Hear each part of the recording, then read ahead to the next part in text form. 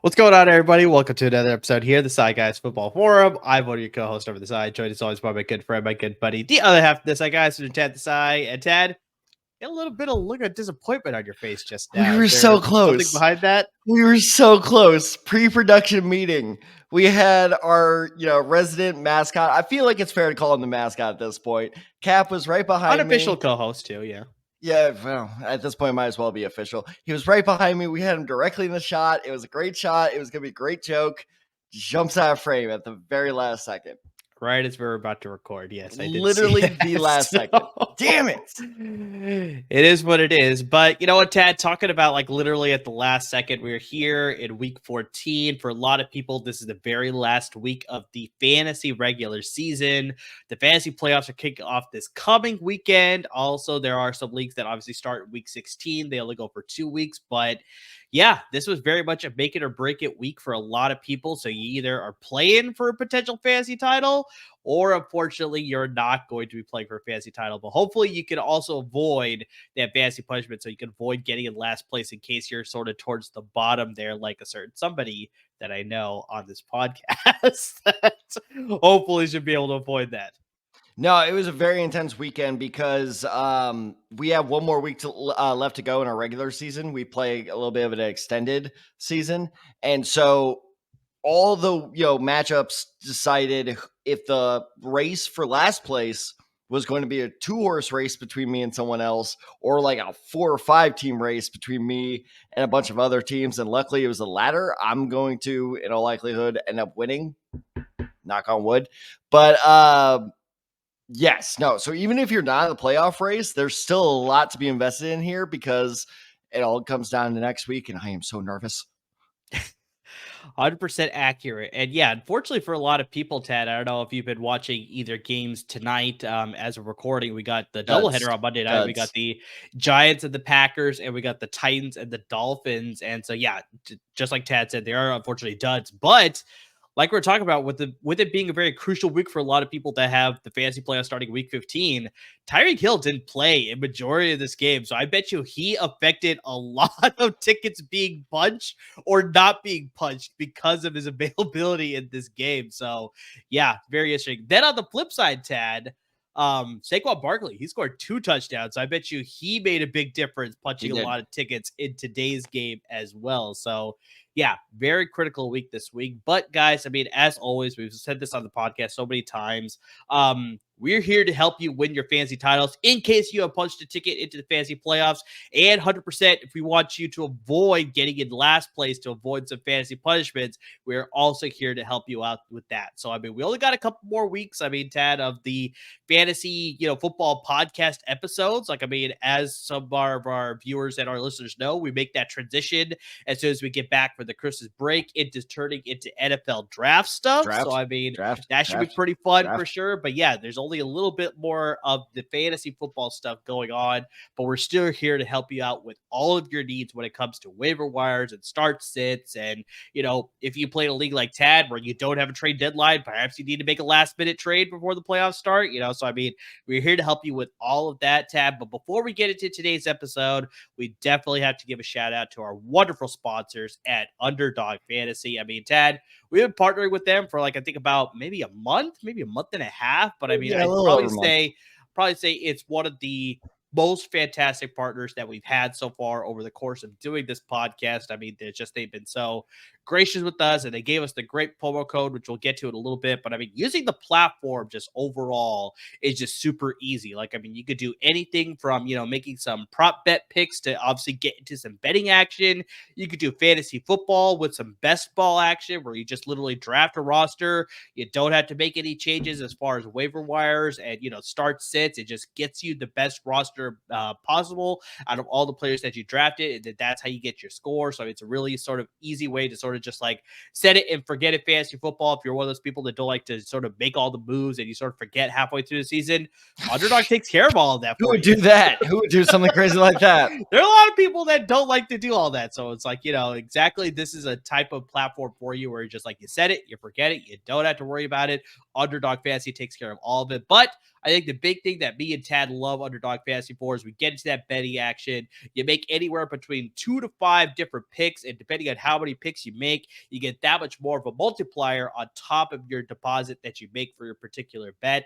So, I mean, it's prop bets ranging from anything from, Brock Purdy over 20.5 completions to, Zach Moss over 49.5 rushing yards, higher over or under sort of things like that. So, I mean, it's just like random props for the NFL. You also got the NBA going on. You can make prop bets there. NCAA football. I know we got bowl season coming up this weekend, Tad, so you can bet on that as well. Obviously got some hockey action. You got MMA. I mean, they got you covered on all sports. You can bet on whatever you're familiar with, and you can get in some prop bet action to make some money right before the holiday season here. So, like we talked about, we want to give you that promo code right now. If you use our promo code DESAI, DESAI, you can see it right there on the screen.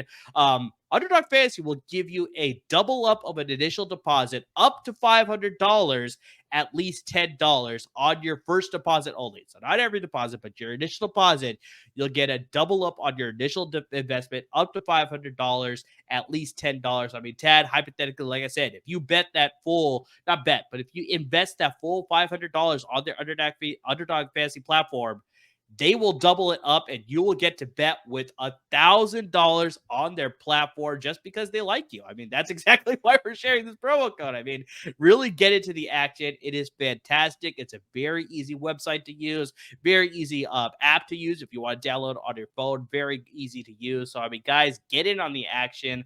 Like I said, that promo code is DESAI, DESAI. So you can double up on your initial deposit of $10 or more up to $500. I mean, Tad, it's just been a fantastic partnership, and I'm hoping that it keeps going. And I can't wait to see it around draft time as well. Like all those draft bets is going to be amazing to see. So that's going to be very interesting to watch. But I also want to include a fun little story from this morning. Actually, I'm not even joking. Is during my first period class, I never check my phone during class because I'm a responsible teacher most of the time. And my most of the time, my phone is buzzing in my pocket over and over again. I assumed it was you. And I was just like, all right, fine, what you want. Like, yes, we're recording tonight. Leave me alone. And I check my phone once the kids leave, and it's my friends who are actually sharing their underdog bets. And I'm like, okay, guys, they're underdog bets. But my friend's actually using a very cool feature of theirs called Rivals, where you can pick a game. And it's between, who's going to have more completions, Jordan Love or Tommy DeVito? Who's going to have more catches? And it doesn't have to be between teams either. Wan'Dale Robinson or Jalen Hyatt. So he actually made a couple of Rivals picks as well. And he openly admitted, he's like, Rivals is my favorite way of betting on this website. So that's another awesome thing about it. Not only is it simple, they have all these different ways of betting as well. And it is just so welcoming. Like you said, they like you. What better reason to match that offer than they like you? They want you to have fun. And trust me, you use that promo code right below, DESAI, DESAI. You will have a great time betting with Underdog. Exactly. So yeah, lots of great ways to use the platform. Use that promo code, get in on the action, get some holiday spending money right before Christmas appears and all the various other holidays as well. So Tad, like we said, this is the final regular season for fantasy football leagues, depending on the league that you play in. Maybe it's also this week, but this is a very critical week because you're either starting the playoffs now or this is the final week before the playoffs, like your league, I know, Tad, or a bunch of other leagues out there. So this is very critical. We have to get through some injuries that happened over the course of this past weekend, and definitely we're going to get into our waiver wire picks as well. So let's start at the top here. probably a lot of people's consensus rookie of the year, offensive rookie of the year, I should say specifically, CJ Stroud of the Houston Texans. Unfortunately, he left the game in the fourth quarter. He unfortunately slammed his helmet onto the turf. You could definitely see that he was definitely, feeling the pains there. They took him out. They obviously evaluated for concussion. He was removed for the game, and officially he is in the concussion protocol. So, I mean, Tad, this is a very significant blow for the Texans. I know it's probably not as too concerning for you as a Colts fan. I never cheer for an injury. I'm talking about the Texans. Don't you put that evil on me, Ricky Bobby. I'm talking about the Texans overall, not specifically CJ Stroud, but just this affects their playoff push down the stretch here because, Dad, it's a very open division race there in the AFC South with the Jaguars, the Texans. Your Colts are very much in the picture as well. Yeah, and the Titans are sort of floundering around, especially if they could pull off the victory today against the Miami Dolphins. They're very much in that picture as well. So, I mean, it's still a very wide open AFC South with 4 weeks left to go. But if CJ Stroud can't suit up this coming week, that'll definitely be a significant setback.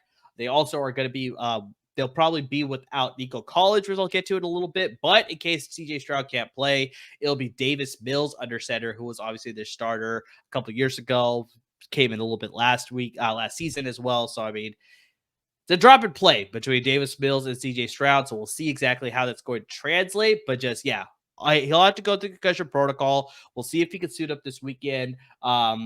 Yeah, but just without him, I think it's going to be a little bit tougher for the Texans to pull out a victory, I think. Yeah, it was one of those things. It was, they were replaying, the injury. And I at first thought it was one of those typical, and we will get into this later, one of those typical finger injuries you see with quarterbacks because he was following through as he was going down. And I thought it looked like it struck his another player's helmet. And then the second his head slammed on the ground, I'm like, oh no, that's what it was. Yep. So I agree. I think that this is going to be a little rough for the Texans. And not just the Texans, but the fantasy impact it's going to have on the running game, which was already being very inconsistent when it came to fantasy. Who do you trust? Devin Singletary, Royce Freeman.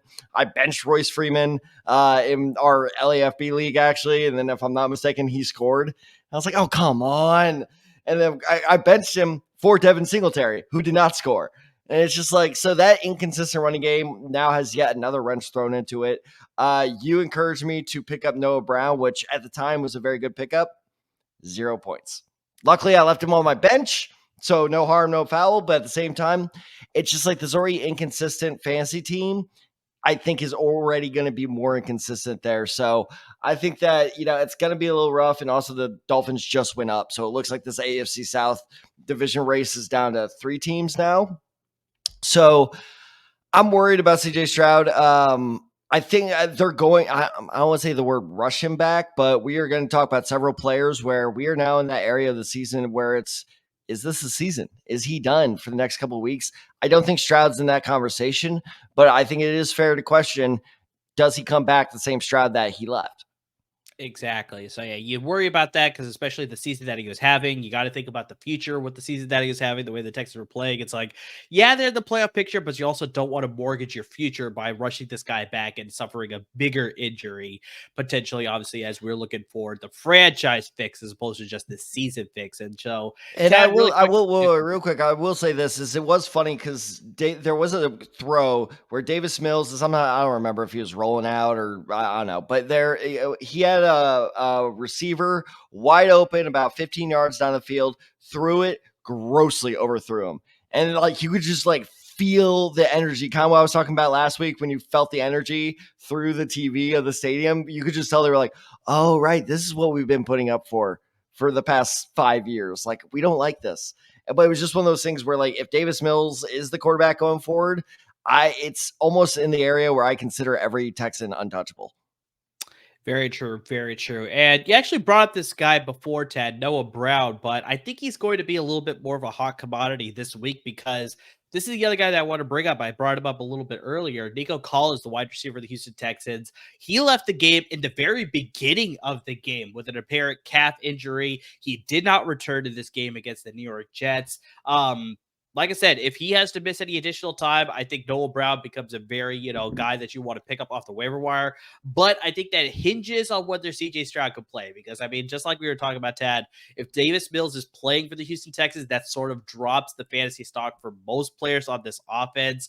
So it's just hard for me to trust Noah Brown. But if CJ Stroud could go, Noah Brown's definitely a guy that you want to pick up. So I think this is one of those ads that you want to make if you have the space to add him. So obviously, Tad, you already picked him up, so he's on your bench. So I mean, this is a very good play where it's just like you wait and see, and see if CJ Stroud can go. I think Noah Brown could be a very good flex option this week for you. But if you have the ability to pick him up, you have that bench space available, I think he would be a good addition to your roster.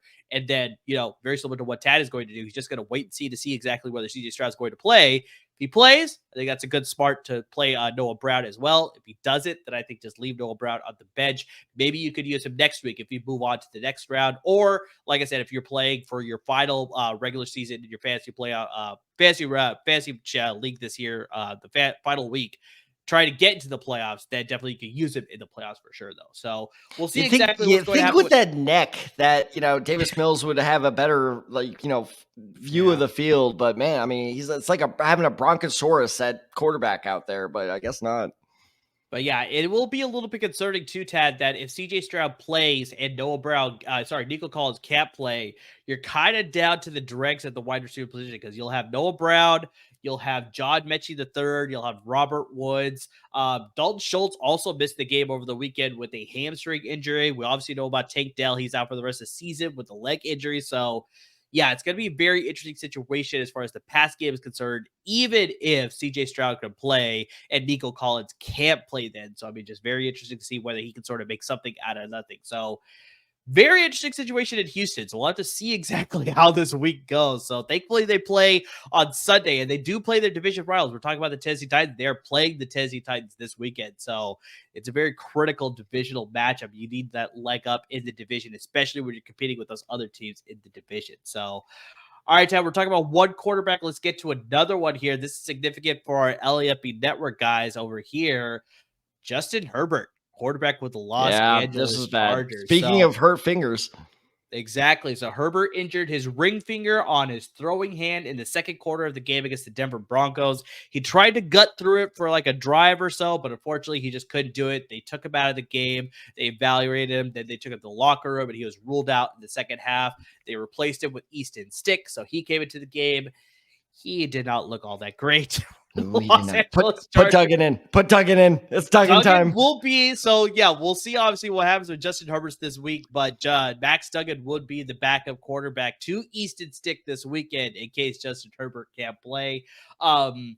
Here's the big thing, though, that I think could also lead to Justin Herbert maybe not playing this week. Actually, I got two things for you. So the first one is that they're playing on a short week. They're playing on Thursday against Las Vegas Raiders. So it's a lot different compared to like we were talking about with CJ Stroud and Nico Collins. It's like you got that full week to possibly see whether these guys could go. They could clear the concussion protocol. They could practice whatever it is. This is already, Monday if he's not practicing, that's already a little bit of a danger side. That's like, I don't know if this guy can go. So that's the first thing. And then the second thing that I want to bring up, Tad, is that Chargers, unfortunately, very much underperformed this season. So they are not really in the playoff picture. So you have to wonder. You actually brought this up a little bit earlier where it's like, do you shut this guy down and just started like, you know what? We're done this year. Let's start thinking about next year. Once again, very similar to CJ Stroud. You don't want to mortgage the future. Let's make sure that Justin Herbert is good to go for next year. Let's not force anything. And let's see, just what we got with some of these backup guys to just sort of get, Quentin Johnson had a fantastic game on the weekend. So it's like, let's see if he can continue that. But, do that with Easton Stick now sort of thing. So just like, that's something that you have to consider, especially with all the rumors that with the way that the team has been playing, Brandon Staley may be fired. So it's like, all right, well, do you really need to keep playing for Brandon Staley then? Let's just sort of pack it in and see if Justin Herbert can go with the new coaching staff. So, I mean, Tad, I'm going to pose that all to you now. I know you're trying to interrupt here, but I am because I really want to have this conversation. So it's just like, how do you feel about this Justin Herbert situation, the Chargers situation? And it's just like, obviously if he's healthy, I think he'll play. But I think if he's sort of like on that borderline, what do you think you'd do there? So, okay, so you're saying more of this as a decision from the Justin Herbert camp than the Chargers camp? Yeah, probably. Okay, see, that makes more sense because when I was reading your notes, I was not confused isn't the right word, but I was disagreeing with you because exactly like what you said, there may be no next year in Los Angeles for Brandon Staley. So what True. incentive does he have not to rush Justin Herbert back? So in all actuality, I actually think that Brandon Staley, maybe Justin Herbert's one of those guys that believes in the team, is a team first guy, which you really For shouldn't sure. be. And it seems like It's he is that type of guy. So yeah. yeah, but he should not be. It's like he needs to look out for number one, dude. Like your rookie contract's only got a couple more years there. You got to take care of yourself. It would not shock me if actually the opposite happened, where the Chargers kind of fast tracked him back, and he was kind of down for that. And I think that would be a massive, massive mistake on the Chargers side because, for exactly like what you said, is he's still young. They still need to kind of redo this whole roster. Look, I know Brandon Staley's getting a lot of hate here, but the guy who is avoiding a lot of criticism that is, in my opinion, deserving of a lot of it is Tommy Telesco, the GM. Is like, this guy does not know how to build around his centerpieces. He just doesn't. He's kind of like, that's a name I recognize. Here's $30 million. It's like, no, that's not how you do it. You do it with the scheme fit. You do it with a culture fit. But regardless, clearly this Chargers team is just not it. This is not the it team that we were kind of hyping up going into the season. If I was Justin Herbert, and that's why I'm glad, we were able to talk this out on a private medium, is if I'm Justin Herbert on, and they're asking me to fast track it for the next 2-3 weeks, I'm saying no. And I'm doing exactly what you're saying. I'm shutting it down. And in terms of fantasy fallout, Keenan Allen still is a start, but not as a dependable one. Gerald Everett out. Quinn Johnson, interesting bench option in case of emergency. Austin Eckler, who is already having a disappointing fantasy season. Honestly, maybe a flex option at this point. Like, I mean, that whole Chargers offense is just so, and I'm not going to say bad, but just so inconsistent when it comes to fantasy football that if the best player on that offense, that's right, I said it, Eckler fans, if the best player on that offense is down for the rest of the season, I don't know if I really trust. I think I still start some of them, but I don't know if I trust any of them. No, that's fair. I think just that drop off, just like we were talking about with CJ Stroud to Davis Mills, that drop off between Justin Herbert to Easton Stick is definitely quite severe. So, yeah, I definitely sort of reevaluate my options if Justin Herbert's not able to go. Whether I'm going to use any of those other Chargers fantasy players on my roster, yeah, we're going to have to see about that. So, yeah, short week. It's going to be very interesting to see whether he's going to be able to go. And talking about that short week, Tad, we're going to talk about the other team playing on Thursday night. We're going to talk about the Las Vegas Raiders because they have a significant injury that they have to worry about as well. Josh Jacobs, the running back, is dealing with a knee injury, and he injured that knee apparently. Head coach Antonio Pierce was saying that he injured that knee very early in that game, and he tried to play through it. The coaching staff let him play through it, but then eventually, towards the end of the game, he was eventually removed because it just too much pain was sort of accumulated. They removed him in the fourth quarter. That sort of worries me a little bit too, where it's like the Raiders were like, oh no, I think he can play through it. You can play through it. He tried to play through it too. Maybe, he might have aggravated it a little bit more. And just like we talked about, with it being a short week, I wonder if that did more damage than probably helping him. Sort of thing. It's like that game was really going anywhere. We're talking about duds on Monday Night Football, Tad. That game was an absolute dud. That was a baseball score, Minnesota and Las Vegas, the future A's, obviously, right there. That was so insane. It's just that was just I was hoping, this may make me a bad person. I was hoping Greg Joseph was gonna miss that field goal just so we could go to 0-0 over. No, not even just a tie, just a 0-0 overtime would be the funniest thing ever. Well, 0-0 overtime, and then if they don't score in overtime, then it ended a tie. Well, so that would also that's sort of what I was alluding to. That also would have been hilarious, but I never saw that happening. But no, it's just funny, like the NFL's new palace. This is your amazing football of 3-0. Yeah, that was quite disappointing. So with that said, like, did they really need to play Josh Jacobs that much more in that game? I don't know. But just, so unfortunately that again with these coaches looking out for themselves, that's Antonio Pierce playing for his job. He wants to get hired by this Raiders front office. And look, I completely buy his shtick is not the best word, but I completely buy his whole thing as a shtick. Shtick gives off like it's a false impression. I don't really think it's false. I think it's legitimate that he is a player's coach, but at the same time, coaches are selfish, man, and they know this is a once in a lifetime opportunity. I think that was him being like, "You sure you're good to go? Is he good to go? Maybe." Yeah, he's good to go. Like, I think that's how that went is because he knew without Josh Jacobs in there, that offense, like we talk about with all these key players, and also, by the way, so many key injuries at a terrible time. This was like apocalypse weekend. Yeah, this is the most unfortunate time to suffer some of these injuries for sure. But yeah, it's looking like based off initial reports, Dad, that he's dealing with some ligament injuries. Like there's Oh, some that's damage good. there to his ligament. So I mean, we'll see exactly how severe it is. We don't have those reports yet, but just yeah, like I said, the short week is the biggest factor here. Where it's like if they were playing on Sunday, maybe you could sort of put a knee brace on it or a knee pad or something like that, sort of get through it. But yeah, this with the short week, it's like I don't even know if that can sort of make a difference. So we'll see what happens with Josh Jacobs on Thursday. If he doesn't play, we got Zamir White as the replacement running back in his place. But that doesn't swing me as far as being too excited about him in the backfield there for the Raiders there. So overall, it's going to be very interesting to see what happens with both teams there, with Justin Herbert for the Chargers and Josh Jacobs for the Raiders, as far as whether either of those guys can go on the short week playing on Thursday Night Football. So, all right, Ted, last couple injuries that we need to get to, unfortunately, all happened in the same game, all for the same team as well. Like, this is kind of bad. So, the team that we're talking about is the Minnesota Vikings, and they got injuries at their running back. I need to talk about one of these because one of these drove me nuts. They got injuries at the running back position, the wide receiver position, but I'm going to start with the quarterback position because this wasn't necessarily an injury, but Josh Dobbs was benched in the fourth quarter of this game, Flash in the pan. Replaced by former Niner Nick Collins. He came in. Dobbs was taken out. I mean, just he wasn't playing all that well because, Dad, look at his stat line before he was taken out. He went 10 for 23, 63 passing yards. He took 5 sacks in that game, and he also had 5 rushing attempts for 21 rushing yards. So, I mean, just absolutely a complete opposite of what we saw at the very beginning of the season. Just like you said, that magic that we had where it's like, we were talking about at one point, Dad, on this podcast about like, if it wasn't for DeMar Hamlin, maybe Josh Dobbs is in the conversation for comeback player of the year. But now with the way that he's been playing, I feel like he's sort of, written himself off the ballot for this contention. It should be Baker Mayfield should be the favorite now. Potentially, he's a pretty good option as well. But just, I mean, you look at what he was doing, and just like it's absolutely horrendous. We'll see whether he's going to be able to suit up in this game, whether they're going to go back to him, whether he just needs a little bit of refresher, whether the Vikings decide to stick with Nick Mullins. Mullins came into the game in the fourth quarter. He totaled 83 passing yards, went 9 of 13 on his passes, took no sacks, but no rushing attempts either. So you missed that rushing element with going to Nick Mullins compared to Josh Dobbs. So maybe they decide that they want to bring that back. I don't know, but just this seems like something that you maybe wanted to talk about here, Tad. So I mean, just like it's the other big one, but it's the other big one. Okay, so let's skip this one. Okay, hold on, we're not skipping it.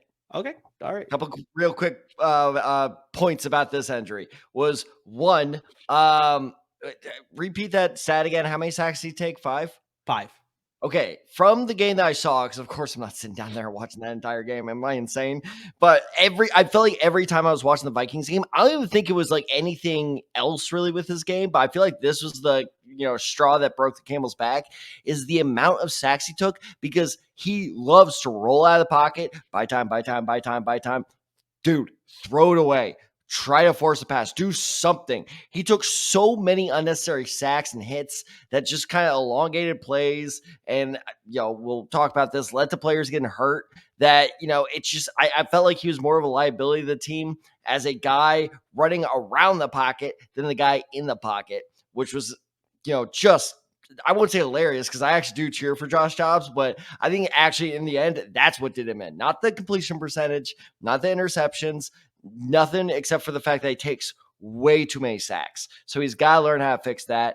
The other thing I want to bring up is, Minnesota fans miss Kirk Cousins now.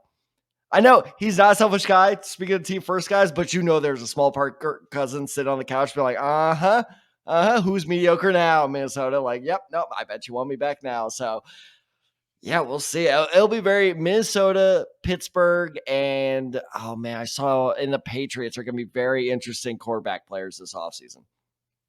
100%. So yeah, we'll see exactly how that plays out. Because Kirk Cousins definitely showed his value to the team. I'm telling you, there's in this roster. There's a small part of him that's loving this. Oh, I'm sure it is. I'm sure he is loving it to a small extent, exactly like you said. All right, Tad, so let's get to the running back position. So this is an actual injury.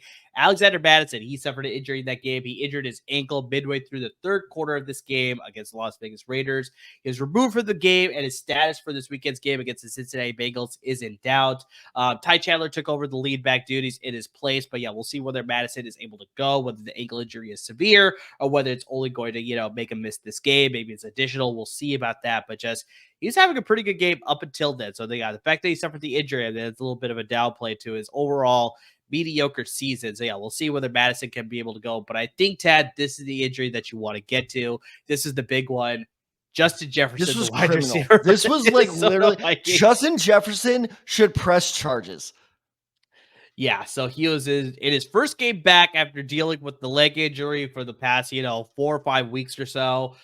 Suffers another injury in this game, unfortunately. So he got the 2 catches, and then unfortunately in the second quarter took a big shot to the back, surprisingly, but it's looking like it's a chest injury. So was taken to the hospital as a precaution just to make sure that it's nothing more serious. Head coach Kevin O'Connell doesn't think that the injury is that serious that he may miss time, but there's a possibility that obviously, once again, like we've talked about with Justin Herbert, CJ Stroud, it's like these are guys that you're banking your future of your franchise on. So it's like you don't want to sacrifice this guy just for 1 week. I know Minnesota's in the playoff hunt. They are the number 6 seed in the NFC currently. So it's like you definitely want to keep that spot, but you also don't want to lose this guy potentially for longer heading into next season too. If he suffers a bigger injury over the course of him playing, trying to fight through an injury because you need him on the field there. So, I mean, we'll see exactly how that plays out, but just, yeah, he took a big shot. Unfortunately, they're saying it's a chest injury, and though it looked like it hit him like in the side, like towards the back, like I said. Well, Based on the honestly saw, got it was probably just like torso whiplash is what it looked like. A little bit, but just, yeah. So we'll see exactly whether Justin Jefferson is able to go. But just, yeah, fortunately, 2 big injuries. One is a little bit of a benching. We'll see exactly whether they go back to Josh Jacobs or not, but just still 3 key positions on your offense. And all 3 of those guys are possibly in doubt heading into this weekend's game against Cincinnati Bengals. So what do you think about this mess in Minnesota here? I think that was the moment that O'Connell knew that Josh Dobbs was on the verge of getting benched. When he almost killed Justin Jefferson, it was like, we just got him back. What are you doing? Because that pass was way too high. Yep. And here, you know what? Credit where it's due. That was a clean hit by the Raiders' safety. It was. Yes. There was nothing dirty about it. It was just, that's football. It's like he just got hit at the wrong place at the wrong time. And the other thing I wanted to mention real quick before this, it was hilarious watching the progression of the broadcasters of that game, because they were kind of talking about Jefferson's injury before, and he got that hit, and he kind of like walked around for a bit, and they were laughing. They're like, "Oh, welcome back to the NFL." Like, yeah, you forgot how that felt, huh? And they're like leaning on this, then like they're laughing. And he's like kneeling on the sidelines. They're just like, "Oh yeah, he's feeling that." It's like, yeah, no shit, Sherlock. You want to take that hit? That would kill most of us. And then it was funny because as it progressed, like, oh, okay, Justin Jefferson went to the locker room. They slowly got more serious. And we're just like, oh, well, we'll see how that progresses. And then the best of the sideline report goes, yeah, he's headed to the hospital. And you could just tell the broadcasters like, ah, shit. We should not laugh at that. Nope. Can't do it. It was comedic perfection. 100%. So yeah, those are some of the big injuries from this weekend slate of games. And so yeah, we'll see whether some of those guys are able to suit up, whether they're going to have to miss some time. But yeah, just like you said, Ted, this is an unfortunate timing for any of you roster managers out there who rostered any of these players, because yeah, they can't go. It's a very critical week as far as making the playoffs, depending on the league that you're in, or advancing in the playoffs, as this is the very first week of the playoffs for you. So yeah, very critical. But that's why we got you covered with some waiver wire picks here. So we're not going to give you every single position, but I mean, guys, make sure you're interacting with us on social media. You'll see the ticker coming right down below. Hit us up so you can always get your best advice as far as, every position that you're trying to address, obviously. So hit us up on social media if you need some individual help with your waiver wire decisions to obviously make or break a playoff run for you to possibly win a fantasy title. That's what we're here for. So, Tad, I want you to give me your 3 favorite waiver wire additions for this week. Okay. And I swear to God, I'm not trolling with this. I actually genuinely believe that this guy is a fascinating emergency backup quarterback to stash on your roster. And remember, we getting wacko. Oh, we're real wacko. There are plenty of great NFL debates. Peyton versus Brady. Who's the best running back of all time? Is it Emmett? Is it Barry? Is it AP? Is it Walter Payton? And you know what? There's another great NFL debate of all time. And I used to be on one side. But by God, over the last 2 weeks, I have changed my mind. He has flipped me. Joe Flacco is indeed elite. That man is elite. Yeah, it is crazy. What he's doing. It's surprising what he's doing. That man came off the couch and he's playing better than the first overall pick from last year. It's insane. So no, I swear to God, I'm not doing this as a joke. I'm joking a lot along the way because it's hilarious and fun. And this is why I love the NFL, especially at this time of the season. But my God, he is actually a legitimate fantasy option, especially in the deeper leagues. If you're in a 12, 14-man league where you're like, oh, look, I'm heading in the playoffs. There are 4 other teams. What if my quarterback pulls a, Josh Dobbs and gets benched? Or what if my quarterback pulls a Justin Herbert and breaks his finger in half? Like, what am I going to do? Flacco's not a bad option. And here's why. It's not so much that he's been killing it. So he's scored over 18 points, depending on the format of the league you're in the last 2 games. But here's what I really like about Flacco is that he's had, this is crazy, over 40 attempts in both of those games. The Browns know they're in the running. They know that they got to pass a lot to stay in these games because their running game has been decimated since Chubb's been out. Their passing game is now just like a total crapshoot. So they're just like, we're going to pass it 50 times a game, and that's what's going to keep us in these games. And you look at the schedule, he has the Bears coming up, who admittedly have been playing better, but I'm still not quite a believer in their consistency. They may prove me wrong.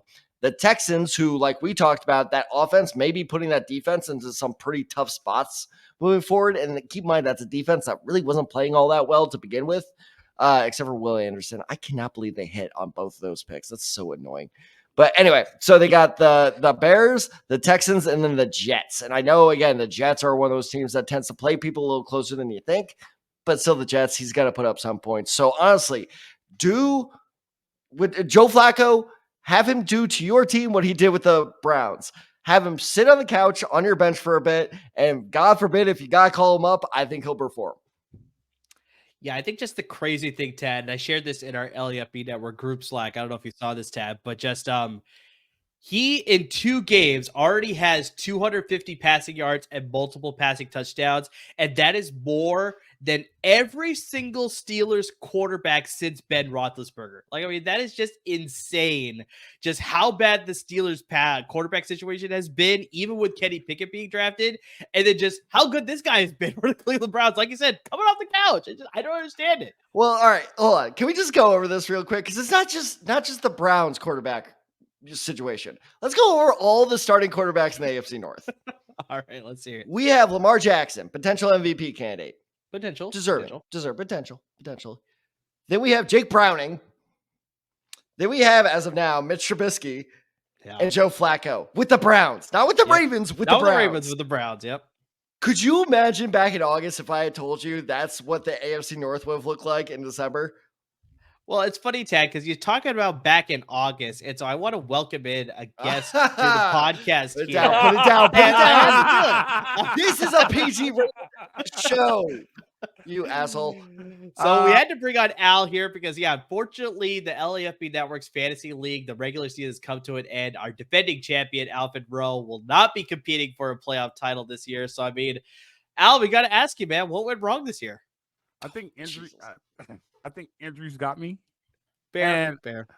I'm not going to lie, and this is a terrible excuse. I was kind of like Tad this year. I was really busy, and then by the time I checked this, see, it happens, doesn't it? By the time I checked the roster, it was like Sunday midday. I'm like, oh, I can't make that change already.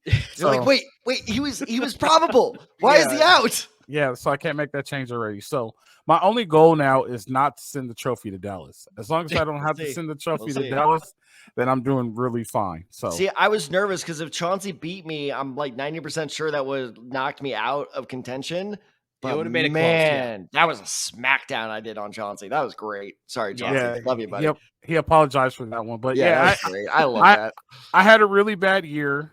And I, as a franchise, I can admit that I had a really bad year. So in the offseason, I'm going to get with the better decide guy in the Bay and go over my mistakes. Whoa, that's I have a better record than he does. It's true. Out of the three of us, Tad is the only one that'll be in the playoffs. So the difference is that he's willing to help me. You're not willing to help me. That is true. Hell no. That is absolutely a big not. That's what I'm saying. So he's willing a big difference. He's willing to help me. So I'm gonna look at we're gonna go over what I did wrong, and we're gonna be ready next year for the draft. And we're gonna we're gonna get that trophy back on my mantle. Yep. All right. So Al, before we let you go, I have one last question for you. I don't know if you could hear our audio while you were in the waiting room. We were talking about the absurdity that is this AFC North quarterback situation. So obviously Lamar Jackson is the best one of the group right now, but between Trubisky, Browning, and Joe Flacco, who currently is the, not just fantasy wise, just in terms of play that you've seen, who is the best quarterback right now? I never thought I would ask that question. right. Well, right now, I will go with Browning right now, as of right now. Interesting. But what I saw from Flacco week 1, he was knocking a lot of rust off. His week 1, not the season week 1. Last week, Flacco looked pretty good. Like he looked like he could still play, and he looked like his MVP year. So I think as the season goes on and they adjust the playbook to Flacco, he'll end up being like the second best quarterback in the division. I will say this though, I think Browning earned himself some money, and he will probably be able to go somewhere and somebody will give him a shot. I think he's not far off. He's not terrible. He's not as bad as we thought he would be. Like he's a backup. He's a solid backup. He's a solid backup. So like he's Taylor Heineke. Yeah, but that guy in Pittsburgh, I was wrong. I was wrong. I'll own it. You're right. No, I was wrong. Were you big on? I thought you were big on Kenny Pickett. I was wrong about him. He is big on Kenny Pickett. Yeah. Well, I could. Hey, Mikey. Both of them are terrible. Mikey, you need a quarterback. I'm your guy, Mike. If you're just letting anybody play quarterback in the NFL. Al, last question. Real. I have a question for him too before he leaves too. So, but yeah, go ahead. Ask another Joe Flacco question. Okay. It's Wacko Flacco. We have to do it. Is Joe Flacco elite? No. Oh, you're doing so well. I don't. Right, I'm not a fan of Joe Flacco. Never been a fan of Joe Flacco. It's a long. We'll talk about it. We'll talk about it one of these days when we don't listen to him. He's elite. He's elite, people. All right, we'll let you go on this question here, Al. So obviously we just learned from today, Drake May of the University of North Carolina, he is declared for the draft. So he is currently you're probably QB1 as far as draft prospects are concerned. So now I pose the question to you here, Al. With this news coming from Drake May, how soon do you think we'll hear about Caleb Williams, whether he's going to return, whether he's going to enter the draft? Like, I mean, just what are your thoughts there? Well, Caleb is going to enter the draft because he's not playing in the Holiday Bowl. So there's no way you could like not play in the bowl game and say you're going to come back. That just completely messes up your team atmosphere. So I think we're going to wait. I think he's waiting until after the Holiday Bowl to declare. I will say this, and this is going to be, Tad, you'll remember this. It matters where Caleb Williams goes. Yes, 100%. For sure. So, especially with Cliff Kingsbury gone now, Arizona becomes a very interesting new wrinkle there. Yeah, it matters where he goes. He can't go to. He needs to go somewhere established. And I'm going to say this: Caleb Williams is not a first overall pick. Caleb Williams needs to go 15th and lower. He has to go somewhere established. He has to, and we'll talk about it later. I'll explain to you why when we get into draft products. I'm not saying he's not good enough, but his biggest flaw is why he needs to go 15th or lower and go somewhere with established offensive line, because it's going to make him a bad pro. Sounds like Indianapolis to me, but I'm just you guys are fine in Indianapolis. If you stay healthy, I want you guys to come on the show. You guys need to come on the show. You got it. Yeah, we were just talking about earlier on the podcast here, Al, that we're going to make that transition into NFL draft stuff. So definitely, we're going to be talking with you about Caleb Williams, obviously other USC prospects, just the overall draft itself. But yeah, how about Al with a little bit of a hot take moment there? That was quite the tease. Kelly Williams going lower. That's interesting, dude. That was a pro tease right there. That was I'm excited. When we talk about it, you'll understand. You'll be like, damn, that kind of makes a lot of sense. So when we talk about it, he needs to go somewhere established for him to have success in the league. There we go. Yep. All right, listeners and viewers, make sure you're tuning in the next handful of weeks, because maybe we'll get that tease paid off by Al himself. So Al, appreciate you stopping by, man. Unfortunately, bad luck in the league this year, but we'll come back next year. We'll come back strong. Yeah, we'll talk. We'll talk. The trophy's not going to Dallas. We'll see, my friend. I'll take a picture on the bridge with you. Take care, my man. All right, always good to have Al wait jump to hear in for a the quick explanation bit there. behind that. That's gonna be great. Yeah, God, I can't wait for like that's the ultimate tease. That is the ultimate tease. Well, because you gotta remember, he was yelling at me last summer. That's why I brought up Cliff Kingsbury, because I know. But he was yelling at me last summer that, like, how dare I even consider Drake May better than Caleb Williams? Yeah, I know. So that's going to be a very interesting debate as we get into the draft season. But let's close out this episode tab. We got a few more guys that we need to bring up here. So I'm going to bring up one of my guys. You brought up a quarterback. We obviously brought up some quarterbacks that are unfortunately may or may not be able to suit up this week. So this guy, I actually said he was a sit. If you remember, Ted, in our starts episode from last week, I said sit this guy because they were playing a strong Ravens defense.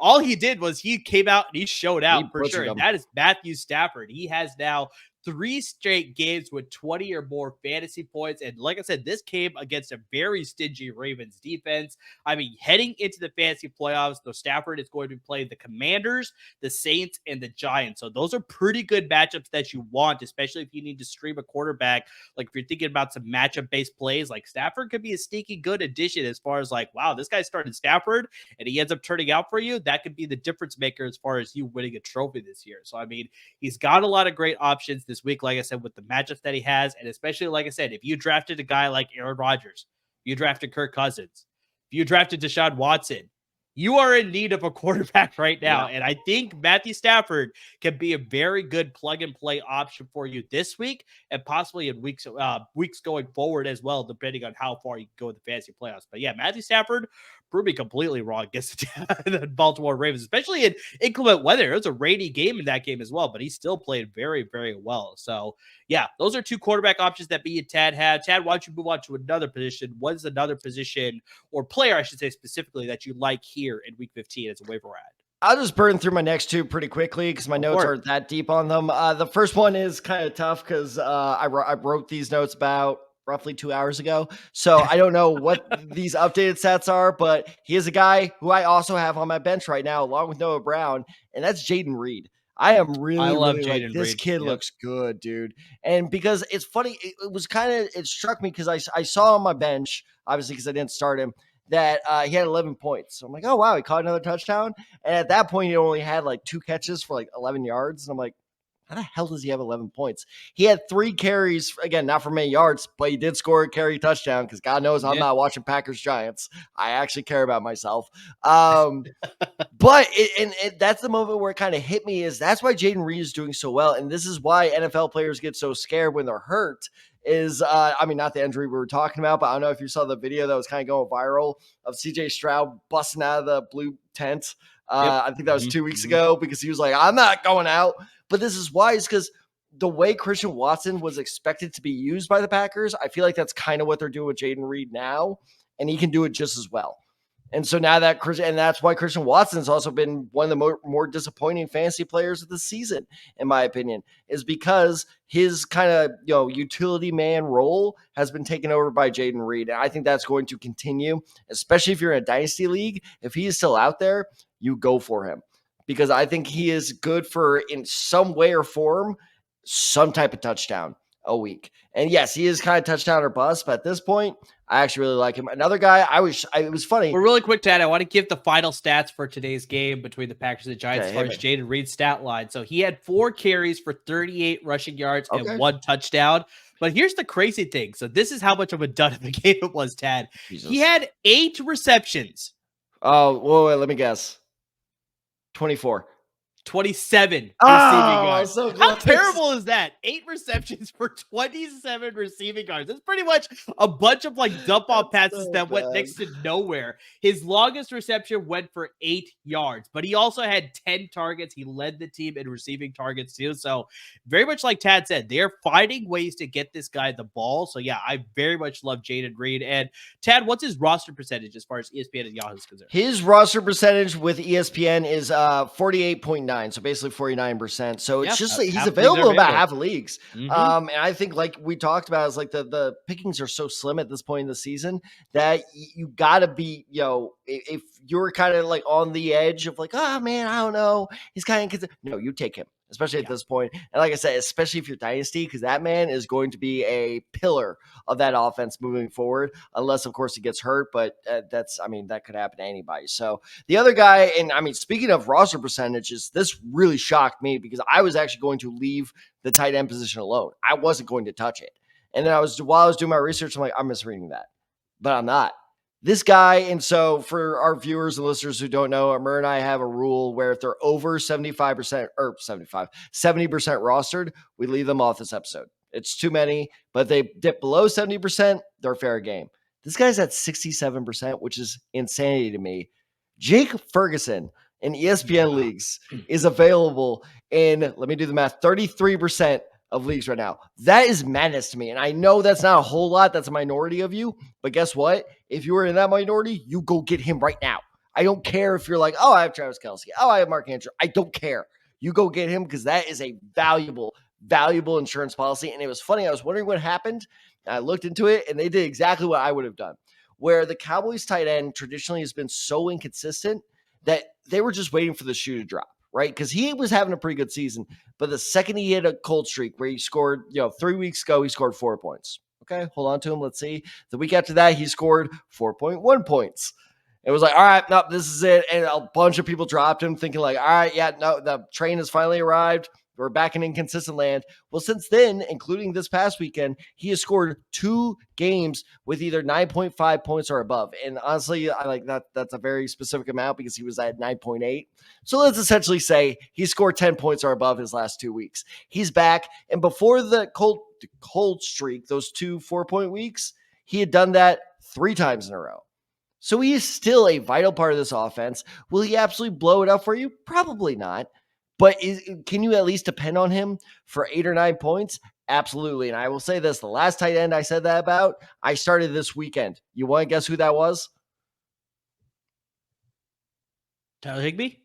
Njoku. Nice. Njoku. He single-handedly won me the game. And you know why? Because I knew that offense depended on him. And the Cowboys' offense is very similar. No, he's not scoring a lot because CeeDee Lamb and Brandon Cooks is doing that, for Dak. But when Dak needs a guy down the middle just to get those kind of like chunk yardages, Ferguson's that guy. So I actually if you were in that very lucky 33% where he is available, you go get that man right now. Yeah. Get him to get those chunk yardages. That's exactly what you need him for. Chunk yardages. That's a saying. Is that not a saying? Chunk yardage or chunk yards? I don't think yardages is a word. Is that a word? I'm on it. I don't think so. I'm on it. I said yardage is a word and yards is a word. But yardages. I don't think so. Okay, so yardage is definitely a word. Plural noun, yardages. Oh, God. That doesn't sound right, though. It doesn't sound right. I teach English. I have a master's. How dare you?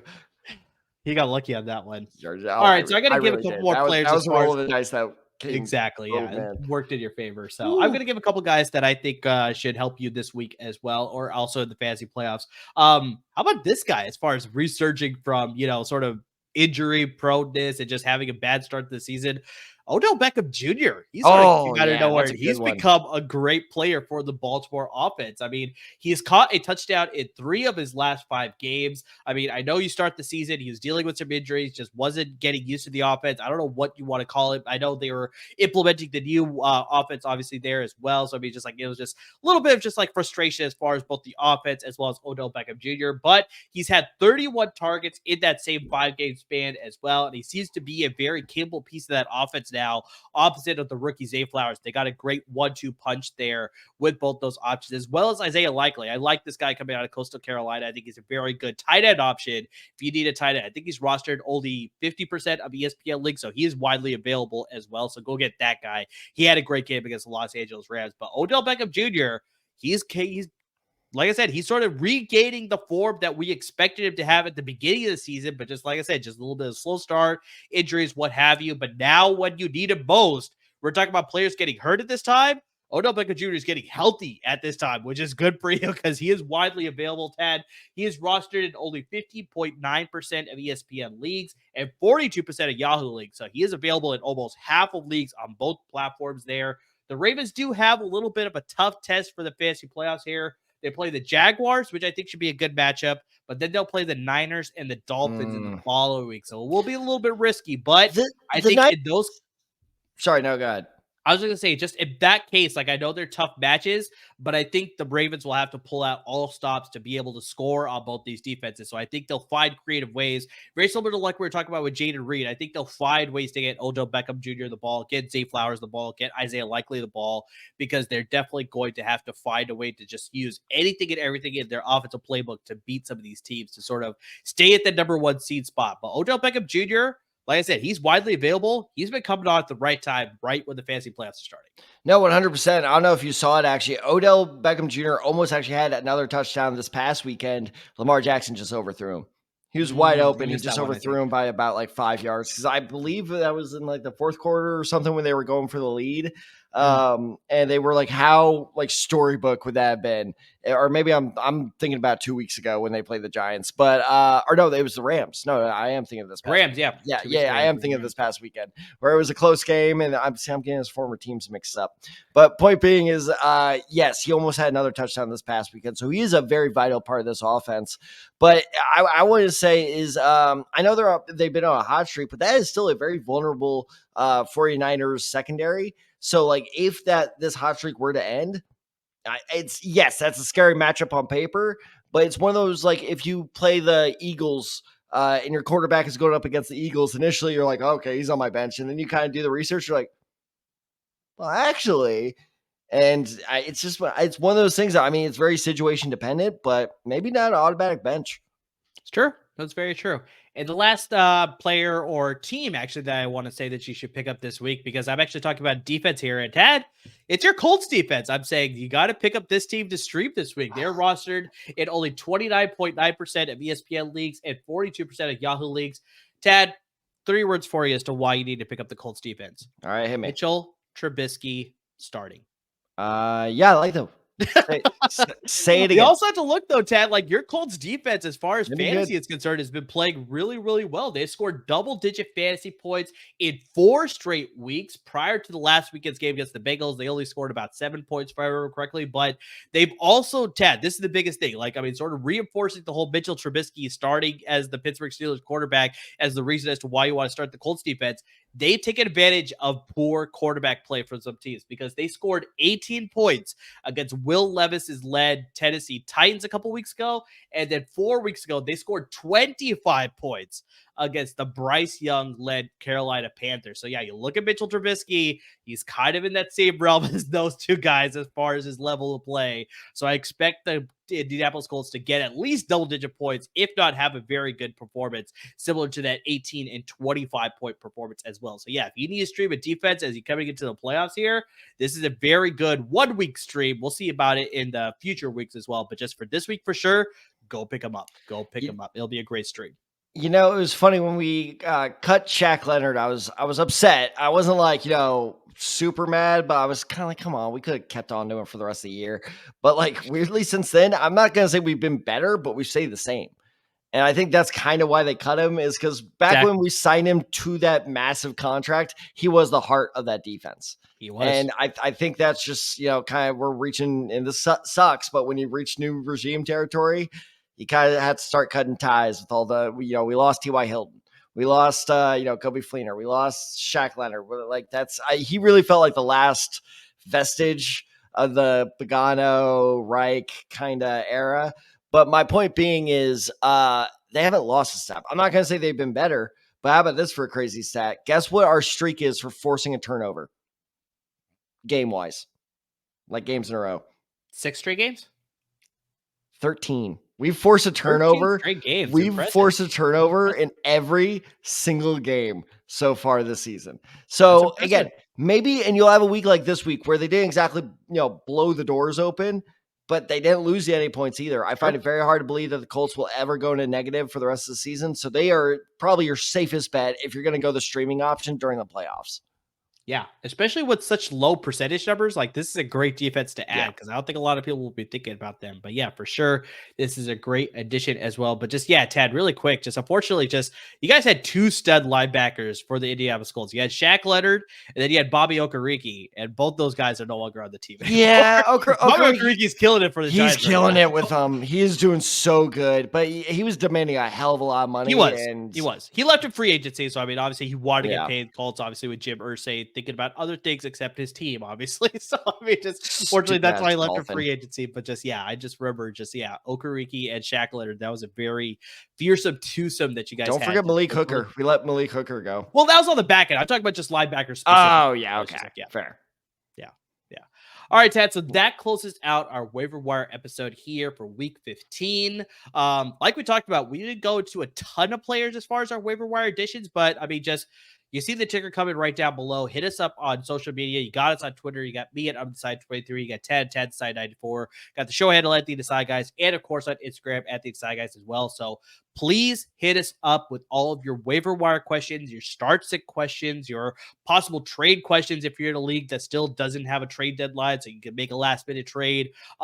Interact with us. We're here to help you win your fantasy titles, help you move on in the fantasy playoffs, and most importantly, avoid any fantasy punishment. So please hit us up so we can make sure that you're getting some titles, winning some championships, or more importantly, avoiding a fantasy punishment. So please interact with us. Subscribe to your podcast, whether that's on Apple Podcasts, Google Podcasts, Spotify. You can listen right on the LAFB Network website as well. Hit that subscribe button. Always be up to date with our podcast. Watching us on YouTube, make sure you subscribe to our YouTube channel so you're up to date with our YouTube channel as well. And please, guys, make sure you're supporting our parent network at LAFB Network. They're giving you a lot of great content when it comes to the Chargers and the Rams at the professional level and the Bruins and the Trojans at the college level. So lots of great content coming from them. And guys, I mean, to everybody who's interacting with us, who stayed patient with us while we had a couple weeks off, with Tad going away for Thanksgiving and then me going to the Niners game. So we're sort of off and on. But to guys, whoever was stuck with us, obviously that's why we had social media for all the graphics. But to everybody who's been following us on social media, who's been listening to the podcast, watching videos, I mean, just anything and everything that you're doing to support the podcast, we really can't thank you enough.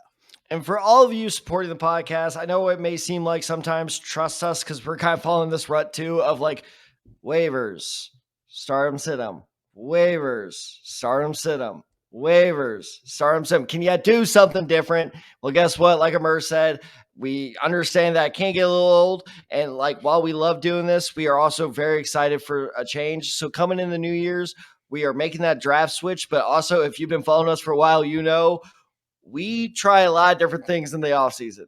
We try this episode, see if it sticks. If it doesn't, we move on. But bottom line is we're going to do so many more fun episodes. We have a history of doing game show episodes, a lot of trivia involved. So if you think that you are a trivia expert, be sure to listen, be sure to watch along because we're going to do much, much more of that. We are going to talk all types of all-season topics, free agency predictions, season awards. Everything is coming up in just a couple of weeks. I can't believe I'm about to say this. In just a couple of weeks in 2024. So we're getting old, man. But bottom line is we are going to do a lot of fun stuff this offseason. So be sure to tune in for that. Be sure to listen to that. We're going to have a lot of fun together. So as always, everyone, there we go. Please, thank you for listening and please stay safe.